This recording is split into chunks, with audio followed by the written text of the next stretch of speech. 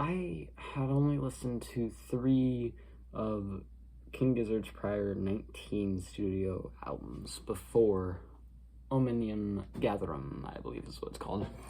And all of them were really good. Infest the Rat's Nest, Fishing for Fishies, and Paper Mache Balloon Dream. All really good. Loved them. However, I think King Gizzard's not over their head, right? This is still a great album. It's still an album I love. However, I think the prospect of doing a double album where everything is actually supposed to flow instead of doing, for example, when they did 5 studio albums in 1 year, when everything didn't have to flow, I think that might have been a tad intimidating for them. Don't get me wrong, this is still a great album with some great songs, such as the two of my favorites are the singles, The Dripping Tap and Kepler 22b. However, some of the deep cuts are really great on this thing. Gaia, I think is how you say it. It's a really good metal-adjacent song. Blame It on the Weather is really chill and has some great percussion involved. Persistence has some amazing bass, one of the few times I can actually compliment it on this album. Or Predator X, another sort of metal-adjacent song.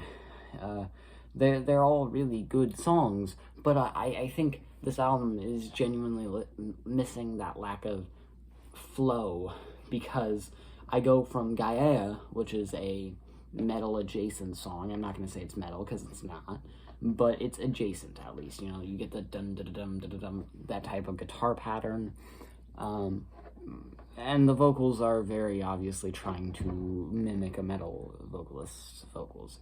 However, then we go into Ambergris, which is a very mellow and chill song with a solo that is not very classic rock even, or 90s rock. It's just kind of indie, I guess.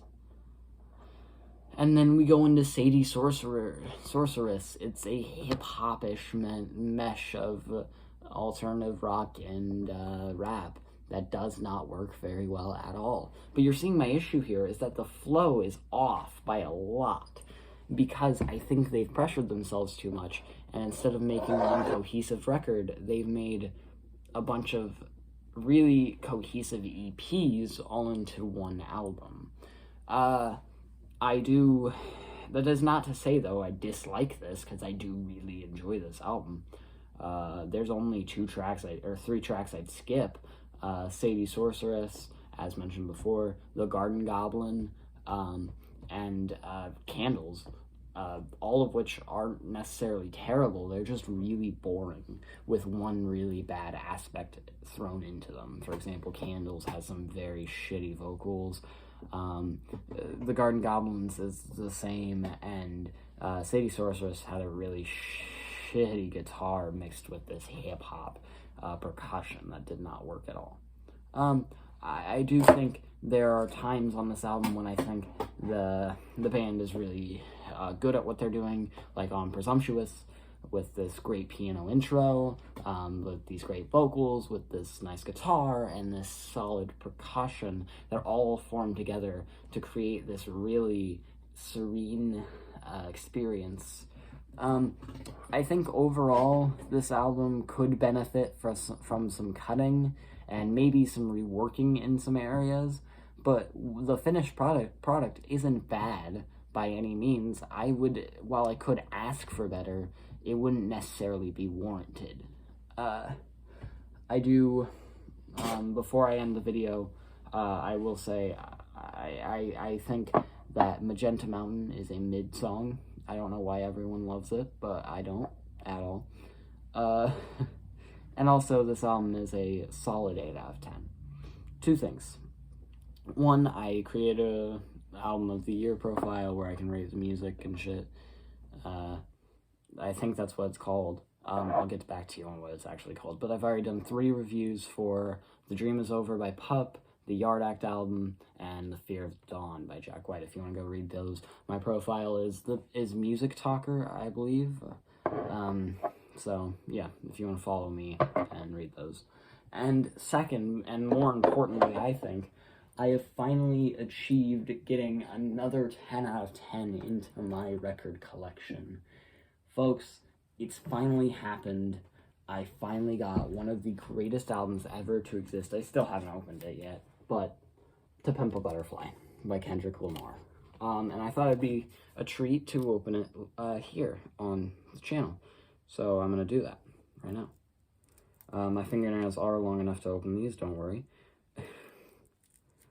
I realize it's probably boring for some people, but fuck them. Oh, that actually feels not bad. Feels kind of grainy, but I think that works with the themes of the album. I do like, let's see, just take a look at this inside, this gatefold. Let's see, what do we get? We get our producers, we get some pictures, we get everyone involved with each song. Yeah, and we get some braille here, which I'll figure out what that means in a minute. Or in my next video, I'll tell you, I guess. I believe this is just a standard black pressing, but it is. But the fact that I am holding one of the greatest albums ever made is fucking incredible to me. I don't know if that's significant to any of y'all, but it's incredible to me. There's nothing else inside there. I'll go ahead and check this real quick. While I'm doing this, I will say I want you all to have a great day, week, evening, night, month, year, hopefully year, because we haven't had one of those in a while.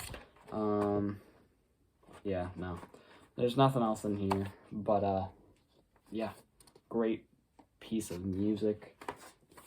Kendrick is very talented. I will be reviewing his new album, if it does indeed come out in May. Just be aware of that. I hope you have a great day, week, evening, month, whatever you're doing, make it great. Peace.